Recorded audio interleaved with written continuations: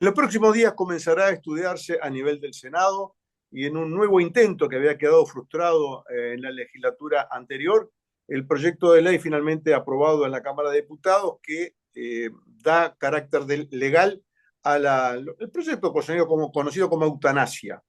Un proyecto polémico que se arrastra, como decíamos, de la legislatura anterior, que tiene posiciones encontradas. En los últimos días en la Comisión del Senado que estudia el tema se presentó una delegación que representa a 1.000 médicos que han presentado objeciones al proyecto.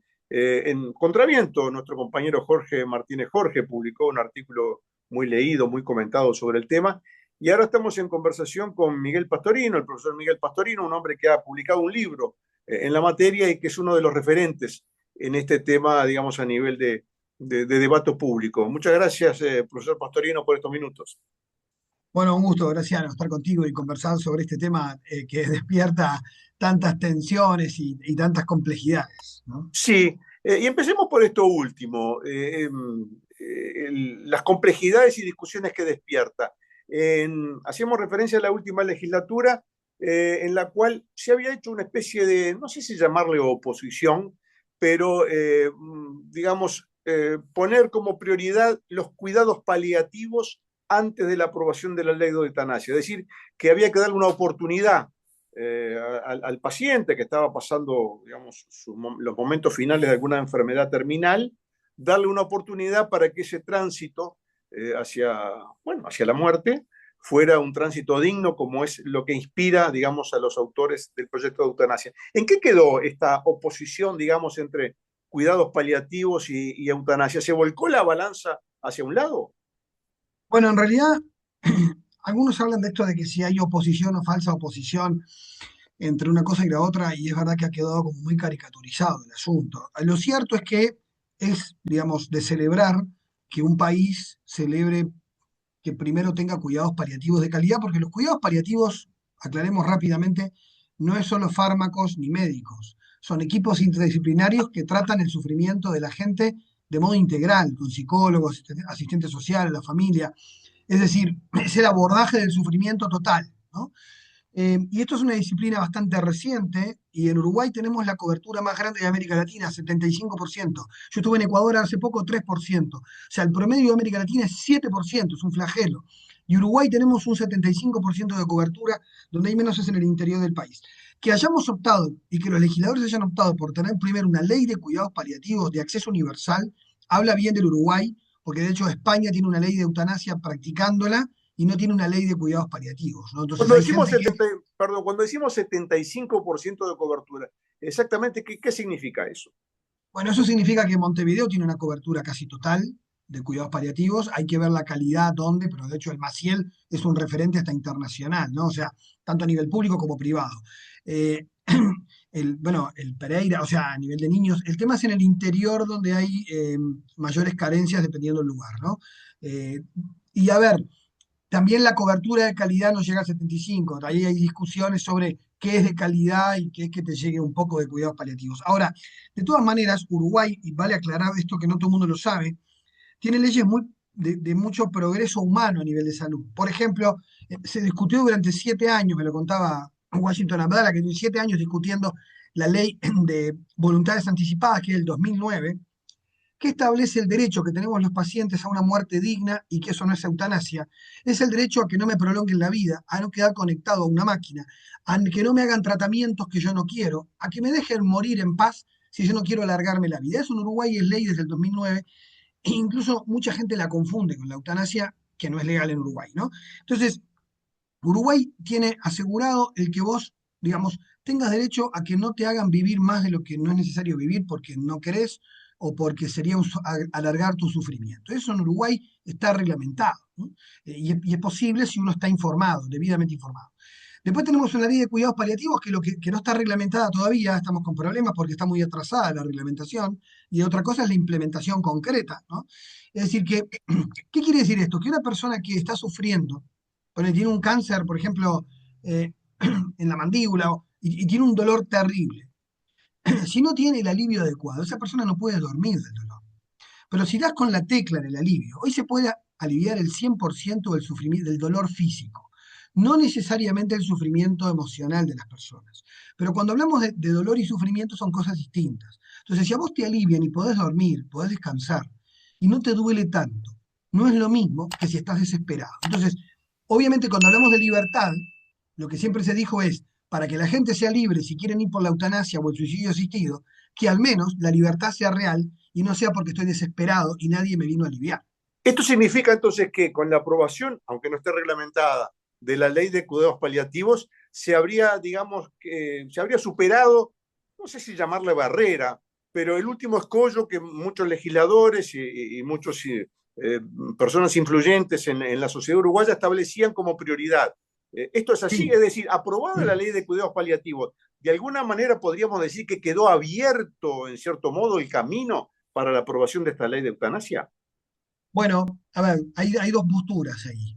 Una que dice, bueno, con esto ya de alguna manera podríamos avanzar los que queremos avanzar en este sentido, eh, porque no habría esa diferencia. Igual el problema es que eso hoy en realidad no está, y la eutanasia si se vota se implementa mucho más rápido, es mucho más accesible una inyección letal, mucho más barata, que se aplican los cuidados paliativos en todo el país, en cada rincón del país, ¿no? Entonces, Ahora, cuando el paciente, perdón, cuando el paciente desea, por la razón que fuere, digamos, o porque quiere terminar con ese padecimiento, quiere ahorrarle problemas a su familia, o porque, bueno, entiende que llegó al fin de su vida y quiere hacer ese tránsito en función de su propia voluntad.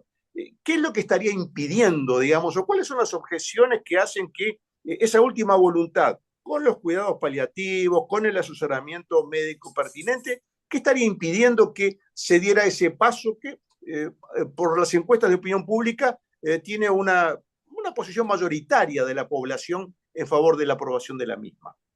bueno, yo ahí tengo un matiz con el tema de la mayoría de la población. Yo cuando revisé las encuestas que se hicieron, la gente no distingue mucho eutanasia, de voluntad anticipada, de cuidado paliativo, de sedación. O sea, hay un entrevero bárbaro en la población y en general la gente lo que quiere es no sufrir, ¿no? Y antes que sufrir como un condenado, prefiere morirse. Creo que eso es el 100%, no el 80%, ¿no? O sea, creo que es una cosa como de sentido común. Ahora, dicho esto, es verdad que las razones son de mucho tipo. O sea, por ejemplo, los penalistas están todos de acuerdo en no ir por este lado. Eh, en materia de derechos humanos es un problema. ¿Por qué? Porque si bien una persona es libre de suicidarse, porque además, hablemos claro, la eutanasia es una forma de cooperación con el suicidio o de homicidio médico, pero por consentimiento del paciente, con lo cual uno estaría cooperando con la muerte del otro porque el otro lo solicita. Y al haber un tercero, es decir, hoy son dos delitos, homicidio en clave médica o cooperación con el suicidio. ¿Qué habilitaría una ley de eutanasia? Bueno, que habría un tipo de ciudadanos que en determinadas condiciones eso no sería delito. Eso fue el primer proyecto de Ope Pasquet, o sea que no sería delito. El Frente Amplio lo llevó más lejos, a que esto es una especie de prestación de salud y de nuevo derecho, lo cual ya no es una despenalización de un delito, sino que va mucho más lejos, ¿no?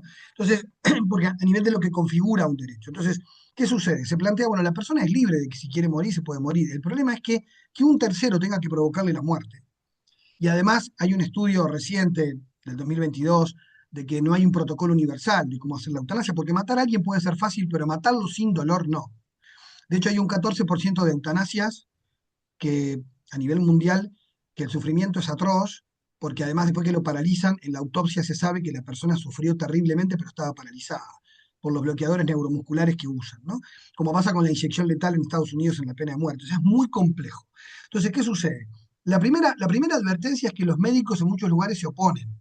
La Asamblea Médica Mundial dice, miren, en Suiza esto lo hacen una empresa privada.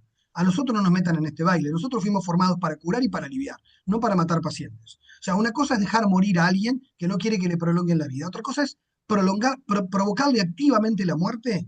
Va contra la ética médica y en Uruguay el Código de Ética Médica, que es ley, en el artículo 46, prohíbe al médico hacer la eutanasia. ¿Por qué? Porque va contra la ética de la profesión. O sea, el tipo si se quiere morir es su tema, pero yo no tengo que matar. Entonces, Ahora, perdón, sí, perdón, porque me parece que acá vale la pena introducir un elemento que es, digamos, de público conocimiento, si se quiere. Desde hace muchos años, cuando hay pacientes, me tocó, además en lo personal, disculpen la digresión personal, pero mi padre hace unos cuantos años estaba, digamos, atravesando un tránsito muy, muy doloroso, y yo lo que le dije al médico tratante, mire, doctor, lo único que le pido es que usted trate a mi padre como si fuera su padre. ¿Mm? Eso fue lo que yo le dije. No le dije más nada. Y bueno, mi padre tuvo un tránsito, en aquella época se hablaba del cóctel famoso, es decir, una mezcla de medicamentos, de sedación, que en definitiva uno no sabe cuál es el límite entre que le provoca la muerte, que le alivia el sufrimiento o ambas cosas a la vez. ¿Mm?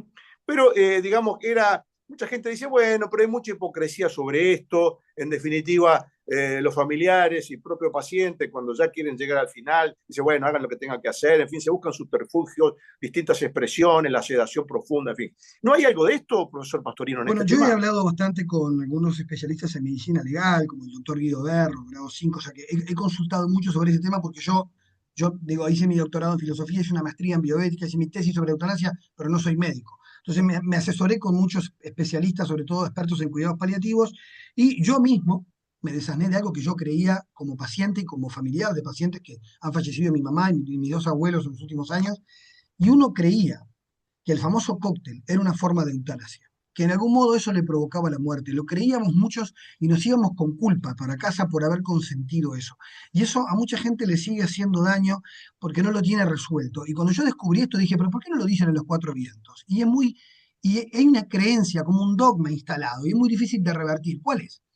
Creer que provoca la muerte. Y en realidad el cóctel antiguo, que ya no existe más, ahora es lo que llamamos sedación paliativa, le induce un coma artificial al paciente, le reduce su nivel de conciencia. Pero si yo le retiro el fármaco, la persona se despierta. Quiere decir que esto no lo mata. Lo que hace es que cuando los médicos saben que estamos en las últimas horas o que quedan 2 o 3 días y que los síntomas que se vienen son muy difíciles de manejar, disnea, es decir, falta de aire, la persona se puede poner muy complicada, la familia puede sufrir al verlo así, entonces se opta por sedarlo y que la muerte lo encuentre sedado. Pero no es lo que le dan lo que le provoca la muerte. Por eso no es una forma de eutanasia encubierta como se cree. A mí esto incluso me costó entenderlo y a veces trato de explicarlo de la manera más simple posible, porque cuando lo hemos vivido, uno lo tiene como una experiencia. Entonces, a mí no me vas a decir lo que yo viví. Entonces, es muy difícil aclararlo, pero en realidad hay que distinguir, por ejemplo, la morfina no es un sedante, es un calmante. Y hay gente que consume morfina toda la vida y no por eso se muere, ¿no? Pero hay miedo con el uso de la morfina, que los paliativistas la usan muy bien y te dicen, el techo de la morfina es el dolor del paciente. La escalada de la dosis no va a matar al paciente si está bien indicada. Entonces, una cosa es el tratamiento del dolor, otra cosa es la sedación. Son dos cosas distintas. Y la sedación, incluso Graciano, puede ser intermitente. Yo cedo a alguien, por ejemplo, el médico ceda a alguien porque está en un dolor terrible y va a venir el hermano de España a visitarlo y quiere despedirse. Y la persona le quedan varias semanas. Bueno, se lo seda unos días para que descanse, luego se le retira la sedación, se despierta para saludar a su hermano y se lo vuelve a sedar y muere a los pocos días. Esto sucede. ¿Esto qué quiere decir entonces? Que el cóctel antiguo o sedación no es una forma de eutanasia, como han dicho algunos actores políticos. Sabemos que es un secreto a voces, sí, claro, porque además, Graciano, hay médicos que creen esto, porque no son paliativistas y lo han escuchado y lo han repetido. Entonces la gente lo escucha de un médico y dice, a mí me contó un médico que esto es así. Entonces cuando uno empieza a investigar a fondo, se da cuenta de que tenemos estos mitos instalados, pero lo cierto es que los médicos no están acabando con sus pacientes, sino que le inducen una sedación para que la muerte sea menos traumática, tanto para la persona como para la familia. Llegado a este punto, entonces, ¿cuáles serían las objeciones, profesor Pastorino, que quienes, digamos, desde un punto de vista amplio, con mente abierta, nuestro compañero Jorge Martínez Jorge, un artículo muy comentado, además él mismo ha escrito, digamos, en favor de esa decisión final del paciente, ha escrito a favor de que el paciente debe tener la libertad de elegir cómo terminar su vida? ¿Cuáles son, incluso desde el punto de vista de estas personas que tienen una mente abierta, que no están, digamos, alcanzadas por concepciones religiosas, etcétera? ¿Cuáles serían las objeciones que se presentan frente a este proyecto?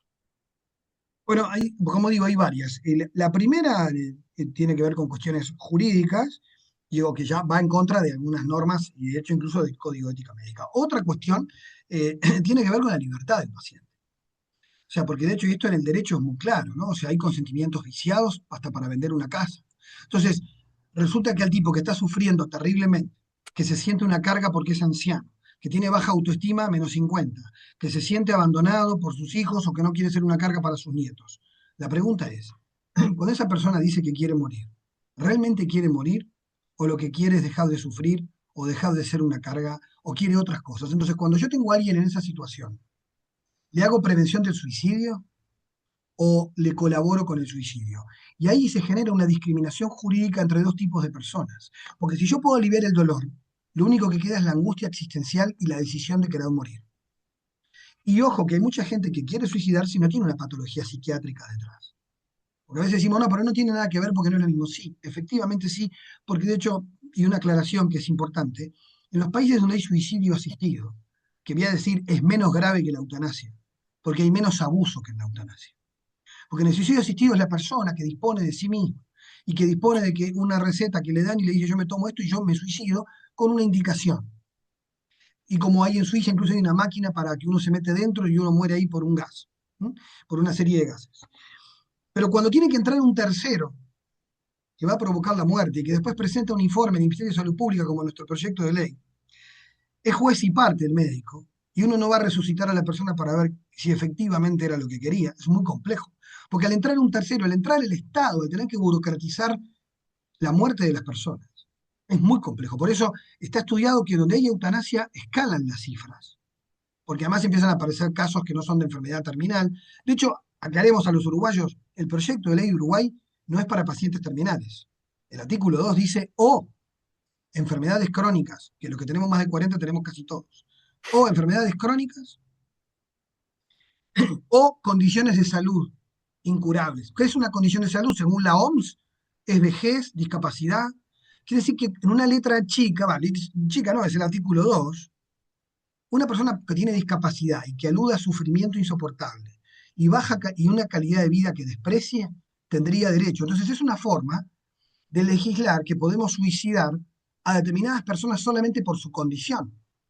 Entonces eso discrimina a dos tipos de personas. Y los psiquiatras que fueron a hablar a la Comisión de Salud dijeron, claro, pero uno cómo se va a sentir si a este le tengo que prevenir el suicidio o estoy yendo contra su libertad porque trato de decirle que vamos a meterle para adelante. Porque, repito, no estamos hablando de pacientes en estado terminal, porque ese es el mito que la gente tiene en la cabeza cuando piensa que se va a votar la eutanasia. La ley de eutanasia no es para pacientes terminales, que en general con buenos cuidados paliativos mueren bien. Esta ley está pensado para personas con un grave deterioro de su calidad de vida, especialmente personas con discapacidad y con vejez, multipatología, y que además es una solución muy barata frente a los cuidados que hay que tener a una persona en los últimos años de vida, que puede ser 10, 15 o 20, ¿no?